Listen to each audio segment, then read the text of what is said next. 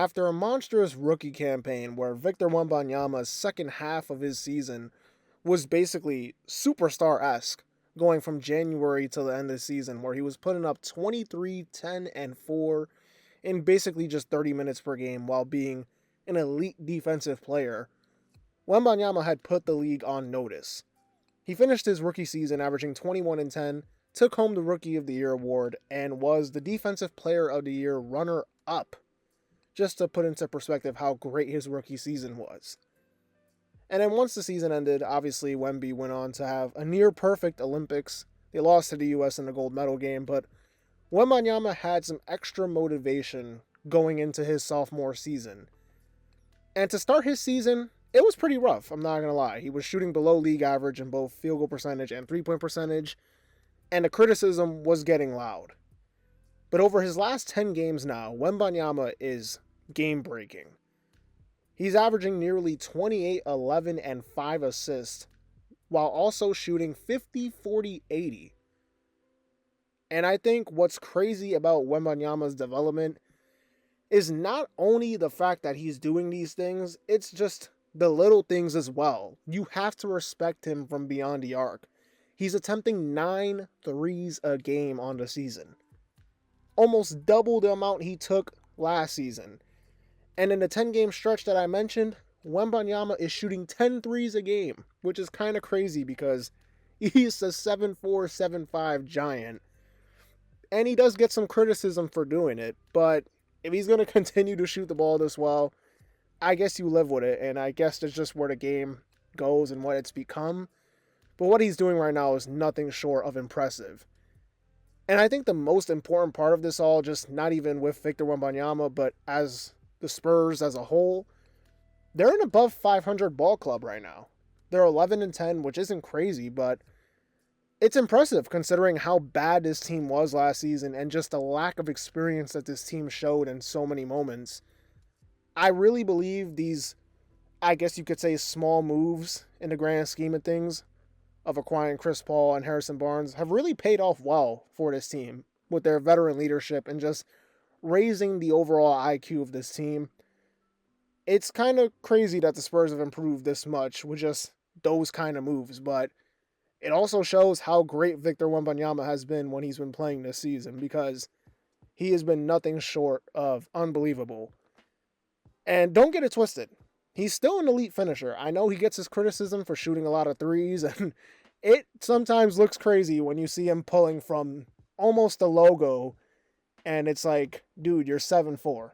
Like, let's get you posting up.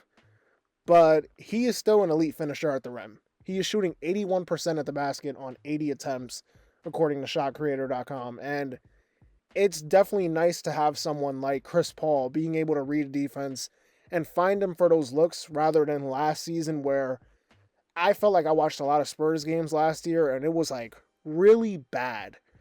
And it was just really annoying too to watch because the guard play was very bad. Unless it was Trey Jones, nothing good was coming out of that guard play. And then obviously on the defensive end, Wembanyama has been elite. He was elite last season. He's elite this season.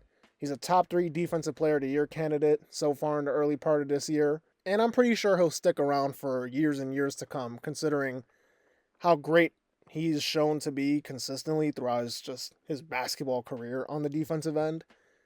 Right now, Wembanyama is averaging 3.4 blocks per game and a steal a game, kind of similar to what he did last year.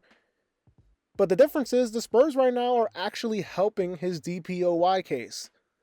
They're an above average defensive group, which is a huge improvement from last season where they were basically bottom 10 in the league in the majority major defensive categories. So with them floating around, I think they're 12th in defensive rating right now, floating around that range, it'll probably be good enough to get him the award, and he'll probably deserve it considering how great he's been. I know he's got other candidates right now also going at him like Dyson Daniels and others, but I definitely see him winning the award when it's all said and done, because I think he'll consistently just put up these numbers for the rest of the year. I don't see anything that he's doing that's like abnormal. So I think he'll take home the award, and he's just that great of a defensive talent where we barely talk about it because of the things that he can do offensively. But this is like his bread and butter, and he's going to win some Defensive Player of the Year awards for many, many years. But just watching Wembanyama as a whole, it's always amazing because it's just crazy to see what he can do at his height, the fluidity in which he moves in. And you are already seeing that you give him a slight upgrade of talent on this team, and it just makes them a better basketball team because of how good he is. I mean, this is Chris Paul and Harrison Barnes. No disrespect, but Chris Paul's old. Yeah, he's still a very smart basketball player. Still a really good playmaker, but not the same player he was even like 4 years ago. And Harrison Barnes is a, I guess, solid role player, but even then, like, these aren't crazy upgrades. And they're already a better team than they were last season. It's going to get really scary the day that they get like an influx of just overall way better and like younger talent around him that will make the Spurs once again major contenders in the West and just major contenders in the league the day that it does happen again. Anyways, that's going to do it. Don't forget to like, comment, and subscribe. Go check out my recent video on the LA Clippers and their pretty solid success so far this season despite not having their superstar player for the entire year. This has been a checkup, and I'll see y'all in the next video. Peace.